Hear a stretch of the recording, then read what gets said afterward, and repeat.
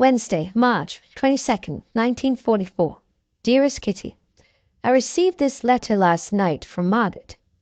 Dear Dad, after your letter of yesterday, I have the unpleasant feeling that your conscience bothers you whenever you go to Peter's to work or talk. There's really no reason for that. In my heart, I know there's someone who deserves my trust, and I won't be able to tolerate Peter in his place. However, as you wrote, I do think of Peter as a kind of brother, a younger brother.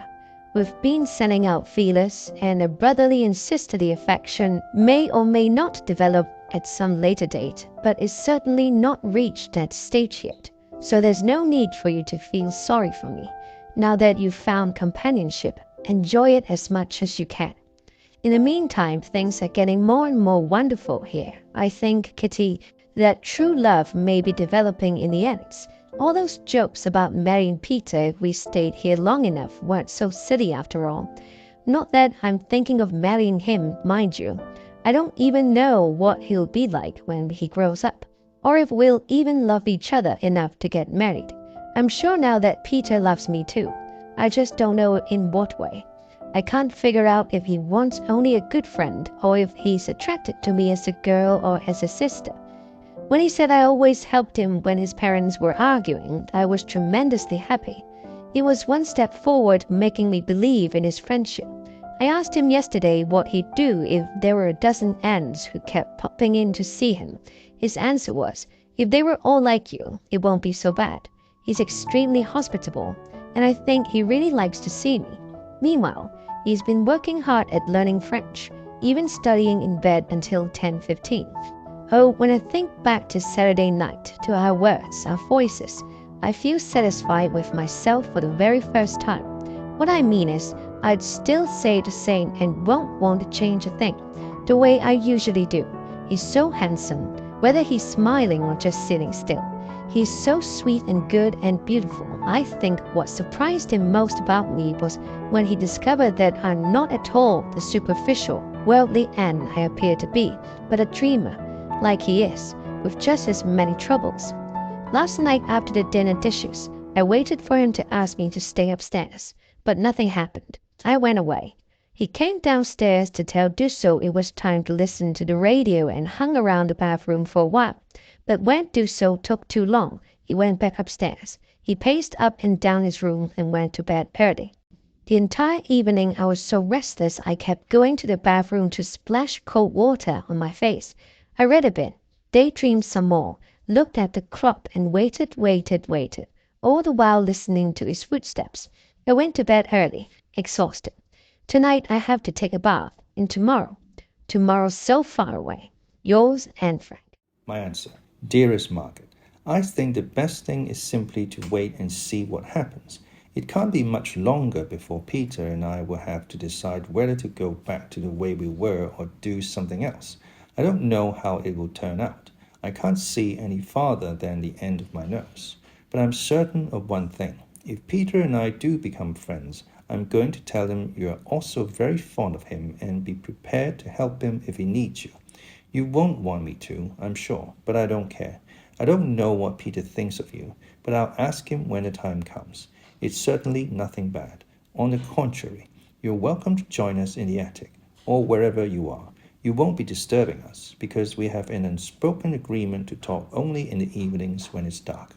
Keep your spirits up. I'm doing my best, though it's not always easy. Your time may come sooner than you think. Yours, Anne. Thursday, March 23rd, 1944. Dearest Kitty, things are more or less back to normal here. Our coupon men have been released from prison, thank goodness. Meep's been back since yesterday, but today it was her husband's turn to take to his bed chills and fever, the usual flu symptoms. Beb is better, though she still has a cough, and Mr. Clayman will have to stay home for a long time. Yesterday, a plane crashed nearby. The crew was able to parachute out in time. It crashed on top of a school, but luckily there were no children inside. There was a small fire and a couple of people were killed. As the airmen made the descent, the Germans sprayed them with bullets. The Amsterdammers who saw it seethed with rage at such a dastardly deed. We, by which I mean the ladies, were also scared out of our wits. I hate the sound of gunfire. Now about myself. I was with Peter yesterday, and somehow, I honestly don't know how, we wound up talking about sex. I'd made my mind a long time ago to ask him a few things. He knows everything. When I said that Margaret and I weren't very well informed, he was amazed. I told him a lot about Margaret and me and mother and father and said that lately I didn't dare ask them anything. He offered to enlighten me, and I gratefully accepted. He described how contraceptives work, and I asked him very boldly how boys could tell they were grown up. He had to think about that one. He said he'd tell me tonight. I told him what had happened to Jack, and said that girls are defenseless against strong boys. Well, you don't have to be afraid of me, he said. When I came back that evening, he told me how it is with boys. Slightly embarrassing, but still awfully nice to be able to discuss it with him. Neither he nor I had ever imagined we'd be able to talk so openly to a girl or a boy, respectively, about such intimate matters. I think I know everything now. He told me a lot about what he called prophylactics in German. That night in the bathroom, Margaret and I were talking about Brahman trees, two friends of hers. This morning I was in for a nasty surprise. After breakfast, Peter beckoned me upstairs.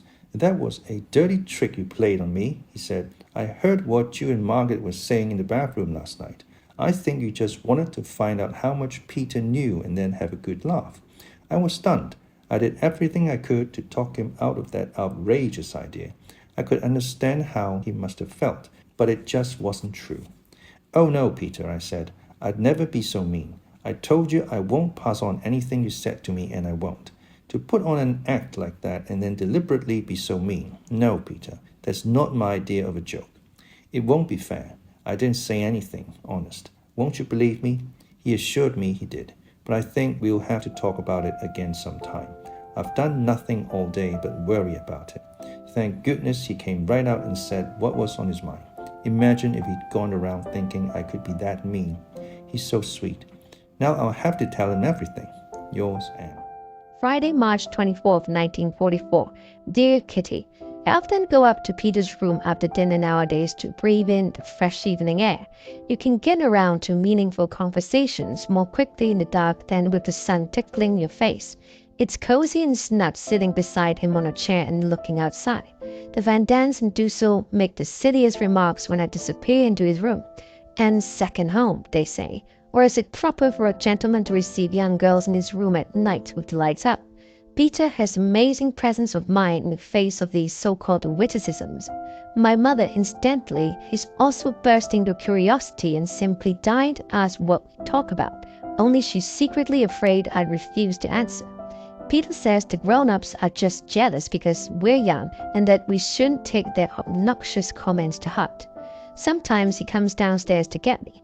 But that's awkward too, because in spite of all his precautions, his face turns bright red and he can hardly get the words out of his mouth. I'm glad I don't blush. It must be extremely unpleasant. Besides, it bothers me that Margaret has to sit downstairs all by herself, while I'm upstairs enjoying Peter's company. But what can I do about it? I won't mind it if she came, but she'd just be the odd one out, sitting there like a lump on a log. I've had to listen to countless remarks about our sudden friendship. I can't tell you how often the conversation at meals has been about an annexed wedding. Should the war last another 5 years? Do we take any notice of this parental chit-chat? Hardly, since it's all so silly. Have our parents forgotten that they were young once? Apparently they have. At any rate, they laugh at us when we're serious, and they're serious when we're joking. I don't know what's going to happen next, or whether we'll run out of things to say. But if it goes on like this, we'll eventually be able to be together without talking. If only his parents would stop acting so strangely. It's probably because they don't like seeing me so often. Peter and I certainly never tell them what we talk about. Imagine if they knew we were discussing such intimate things. I'd like to ask Peter whether he knows what girls look like down there. I don't think boys are as complicated as girls. You can easily see what boys look like in photographs or pictures of male nudes, but with women it's different. In women, the genitals, or whatever they're called, are hidden between their legs. Peter has probably never seen a girl up close. To tell you the truth, neither have I. Boys are a lot easier. How on earth would I go about describing a girl's parts? I can tell from what he said that he doesn't know exactly how it all fits together. He was talking about the cervix, but that's on the inside, where you can't see it. Everything's pretty well arranged in us women. Until I was 11 or 12, I didn't realize there was a second set of labia on the inside, since you couldn't see them. What's even funnier is that I thought urine came out of the clitoris. I asked mother one time what the little bump was, and she said she didn't know. She can really play dumb when she wants to. But to get back to the subject, how on earth can you explain what it all looks like without any models? Shall I try anyway? Okay, here goes. When you're standing up, all you see from the front is hair. Between your legs there are two soft, cushiony things, also covered with hair, which press together when you're standing, so you can't see what's inside. They separate when you sit down, and they're very red and quite fleshy on the inside. In the upper part, between the outer labia, there's a fold of skin that, on second thought, looks like a kind of blister. That's the clitoris. Then come the inner labia, which are also pressed together in a kind of crease. When they open up, you can see a fleshy little mound, no bigger than the top of my thumb. The upper part has a couple of small holes in it, which is where the urine comes out. The lower part looks like if it were just skin, and yet that's where the vagina is. You can barely find it because the folds of skin hide the opening. The hole's so small I can hardly imagine how a man could get in there, much less how a baby could come out. It's hard enough trying to get your index finger inside. That's all there is, and yet it plays such an important role. Yours, Anne Frank. Saturday, March 25th, 1944. Dearest Kitty, you never realize how much you've changed until after it's happened. I've changed quite drastically. Everything about me is different. My opinions, ideas, critical outlook, inwardly, outwardly, nothing's the same. And I might safely add, since it's true, I've changed for the better. I once told you that, after years of being adored, it was hard for me to adjust to the harsh reality of grown-ups and rebukes. But father and mother are largely to blame for my having to put up with so much. At home they wanted me to enjoy life, which was fine. But here they shouldn't have encouraged me to agree with them and only shown me their side of all the quarrels and gossip. It was a long time before I discovered the score was 50-50. I now know that many blunders have been committed here, by young and old alike. Father and mother's biggest mistake in dealing with the Van Dans is that they're never candid and friendly. Above all, I want to keep the peace, and to neither quarrel nor gossip. With father and Margaret, that's not difficult.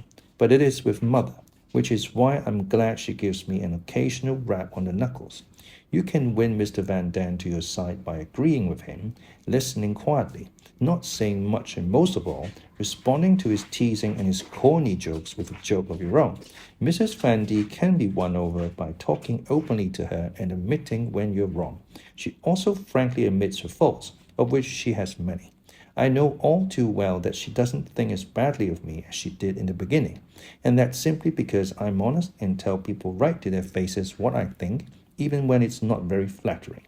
I want to be honest. I think it gets you further and also makes you feel better about yourself. Yesterday, Mrs. Van D was talking about the rice we gave Mr. Clayman. All we do is give. But at a certain point, I think that enough is enough. If he'd only take the trouble. Mr. Clayman could scrounge up his own rice. Why should we give away all our supplies? We need them just as badly. No, Mrs. Van Daan, I replied. I don't agree with you. Mr. Clayman may very well be able to get hold of a little rice, but he doesn't like having to worry about it. It's not our place to criticize the people who are helping us. We should give them whatever they need if we can possibly spare it. One less plate of rice a week won't make that much difference. We can always eat beans. Mrs. Van D didn't see it my way, but she added that, even though she disagreed, she was willing to back down, and that was an entirely different matter. Well, I've said enough. Sometimes I know what my place is, and sometimes I have my doubts, but I'll eventually get where I want to be. I know I will, especially now that I have help, since Peter helps me through many a rough patch and rainy day. I honestly don't know how much he loves me and whether we'll ever get as far as a kiss. In any case, I don't want to force the issue. I told father I often go see Peter and asked if he approved, and of course he did. It's much easier now to tell Peter things I'd normally keep to myself. For example, I told him I want to write later on, and if I can't be a writer, to write in addition to my work. I don't have much in the way of money or worldly possessions. I'm not beautiful, intelligent, or clever, but I'm happy, and I intend to stay that way. I was born happy. I love people. I have a trusting nature, and I'd like everyone else to be happy too. Your devoted friend and Frank. An empty day, though clear and bright, is just as dark as any night.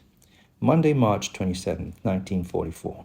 Dearest Kitty, at least one long chapter on our life in hiding should be about politics, but I've been avoiding the subject since it interests me so little.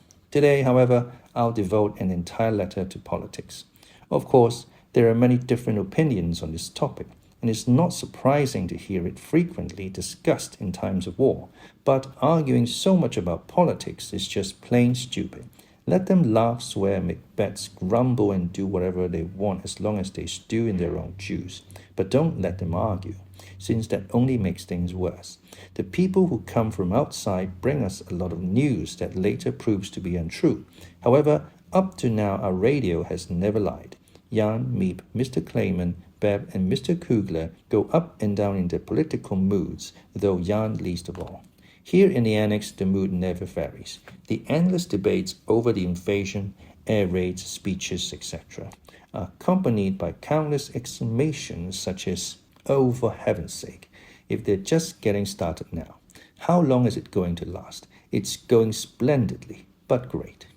Optimists and pessimists, not to mention the realists, air their opinions with unflagging energy, and as with everything else, they are all certain that they have a monopoly on the truth. It annoys a certain lady that her spouse has such supreme faith in the British, and a certain husband attacks his wife because of her teasing and disparaging remarks about his beloved nation. And so it goes from early in the morning to late at night. The funny part is that they never get tired of it. I've discovered a trick, and the effect is overwhelming, just like pricking someone with a pin and watching them jump. Here's how it works. I start talking about politics. All it takes is a single question, a word, or a sentence, and before you know it, the entire family is involved. As if the German Wehrmacht news and the English BBC weren't enough, they've now added special air raid announcements. In a word, splendid. But the other side of the coin is that the British Air Force is operating around the clock, not unlike the German propaganda machine, which is cranking out lies 24 hours a day. So the radio is switched on every morning at night and is listened to every hour until 9, 10, or even 11 at night. This is the best evidence yet that the adults have infinite patience, but also that their brains have turned to mush. One broadcast, 2 at the most, should be enough to last the entire day. But no, those old nincompoops. Never mind. I've already said it all. Music while you work. The Dutch broadcast from England, Frank Phillips, or Queen Wilhelmina, they each get a turn and find a willing listener. If the adults aren't eating or sleeping, they're clustered around the radio talking about eating, sleeping, and politics. Phew, it's getting to be a bore, and it's all I can do to keep from turning into a dreary old croon myself. Though with all the old folks around me, that might not be such a bad idea. Here's a shining example, a speech made by our beloved Winston Churchill. 9 o'clock, Sunday evening, the teapot, under its cozy, is on the table, and the guests enter the room. Dussault sits to the left of the radio, Mr. Van D in front of it, and Peter to the side. Mother is next to Mr. Van D, with Mrs. Van D behind them. Margaret and I are sitting in the last row and Pim at the table. I realize this isn't a very clear description of our seating arrangements, but it doesn't matter. The men smoke. Peter's eyes close from the strain of listening. Mama is dressed in her long, dark negligee. Mrs. Van D is trembling because of the planes, which take no notice of the speech but fly blithely on toward Essen. Father is slurping his tea, and Margaret and I are united in a sisterly way by the sleeping Moshi, who has taken possession of both our knees. Margaret's hair is in curlers, and my nightgown is too small, too tight, and too short. It all looks so intimate, cozy, and peaceful, and for once it really is. Yet I await the end of the speech with dread. They're impatient, straining at the leash to start another argument. Psst, psst. Like a cat luring a mouse from its hole, they goad each other into quarrels and dissent. Yours, Anne. Tuesday, March 28, 1944. My dearest Kitty, as much as I'd like to write more on politics, I have lots of other news to report today. First, Mother has virtually forbidden me to go up to Peter's, since, according to her, Mrs. Van Daan is jealous. Second, Peter's invited Margaret to join us upstairs. Whether he really means it or is just saying it out of politeness, I don't know. Third, I asked Father if he thought I should take any notice of Mrs. Van Daan's jealousy, and he said I didn't have to. What should I do now? Mother's angry, doesn't want me going upstairs, wants me to go back to doing my homework in a room I share with Duso. She may be jealous herself. Father doesn't begrudge us those few hours and thinks it's nice we get along so well. Margaret likes Peter too, but feels that 3 people can talk about the same things as 2. Furthermore, Mother thinks Peter's in love with me. To tell you the truth, I wish he were. Then we'd be even, and it'd be a lot easier to get to know each other. She also claims he's always looking at me. Well, I suppose we do give each other the occasional wink, but I can't help it if he keeps admiring my dimples, can't I? I'm in a very difficult position. Mother's against me and I'm against her. Father turns a blind eye to the silent struggle between Mother and me. Mother is sad because she still loves me, but I'm not at all unhappy because she no longer means anything to me. As for Peter, I don't want to give him up. He's so sweet and I admire him so much. He and I could have a really beautiful relationship. So why are the old folks poking their noses into our business again? Fortunately, I'm used to hiding my feelings, so I manage not to show how crazy I am about him. Is he ever going to say anything? Am I ever going to feel his cheek against mine, the way I felt Peter's cheek in my dream? Oh, Peter and Peter, you are one and the same. They don't understand us. They'd never understand that we're content just to sit beside each other and not say a word. They have no idea of what draws us together. Oh, when will we overcome all these difficulties? And yet it's good that we have to surmount them, since it makes the end that much more beautiful. When he lays his head on his arms and closes his eyes, he's still a child. When he plays with Moshi or talks about her, he's loving. When he carries the potatoes or other heavy loads, he's strong. When he goes to watch the gunfire or walks through the dark house to look for burglars, he's brave. And when he's so awkward and clumsy, he's hopelessly endearing. It's much nicer when he explains something to me than when I have to teach him. I wish he were superior to me in nearly every way. What do we care about our 2 mothers? Oh, if only he'd say something. Father always says I'm conceited, but I'm not. I'm merely vain. I haven't had many people tell me I was pretty, except for a boy at school who said I looked so cute when I smiled. Yesterday, Peter paid me a true compliment. And just for fun, I'll give you a rough idea of our conversation. Peter often says, smile. I thought it was strange, so yesterday I asked him, why do you always want me to smile? Because you get dimples in your cheeks. How do you do that? I was born with them. There's also one in my chin. It's the only mark of beauty I possess. No, that's not true. Yes, it is. I know I'm not beautiful. I never have been, and I never will be. I don't agree. I think you're pretty. I'm not. I say you are, and you'll have to take my word for it. So of course I then said the same about him. Yours, Anne Frank. Dastardly. Dastardly. Adjective. Wicked and true. Prophylactics. Prophylactics. Now, medicine or cause of action used to prevent disease, a condom. Nincompoop. Nincompoop. Now, a foolish or stupid person.